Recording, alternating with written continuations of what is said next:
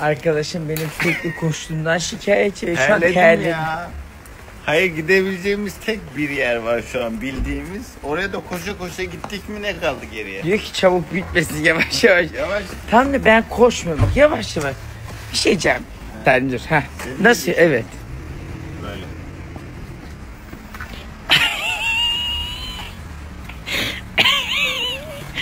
Oğlum ben koş. Ben hızlı adamım, hızlı. Elim ayağım çabuk çabuk, güppüdü güppüdü. Boşuna mı günü 48 saat yaşıyorum? Bunların götü ağır, alışmışlar yavaş yürümeye. Arkadaşlar, hamıza salamlar, hayırlı sabahlar. İnşallah hoşbeşsizdir. Meneyim sen ne ancarsan ay Kadir. Yemeğe yer tapram. Sabah burada uyandığınız gibi otomatikman şiveniz güncelleniyor efendim. Evet. Hava bu arada çok güzel. Ve Doğan kendine bir kazak almış. Bak. Bizimkiler dizisinde Kapıcı Cafer kazağı. Bence çok güzel. Ya ben de beğendim. Eminim herkes beğenecek. Benim. Şimdi kalktık iki deli. Kahvaltı saati geçti zaten çünkü aşırı yorgunluk ve uyuduk, güzel dinlendik ki akşama kadar depişebilelim.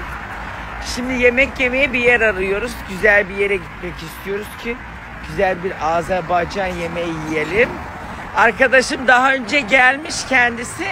İçeri Ama şehre geldi. tövbe bir yer bilmiyor, Allah'ın belası. Bir de Çünkü buradan Azerbaycan'dan izleyenler küsmesin de bir yer yok öyle, hani birkaç yer var. kendisi bilmediği için, bilenler varsa bize... Aa bak, bunu hep görüyordum, merak ediyordum. Bu ne biliyor musun? Göt lalesi. Tanıdık geldi değil mi sana? Kalk. Bak. Aa, bu kapansın. Bak arkadaşlar, böyle lale oluyor. Açınca oturuyorsunuz. Bu halk arasında kaba tabirle göt lalesi dedikleri şey. Aslında bana birini anlattı da neyse. Dayanın. Dayanın. Bu da geçecek. Bekle. Bu da gece. Aa, dur. Geçsin. Yandı mı?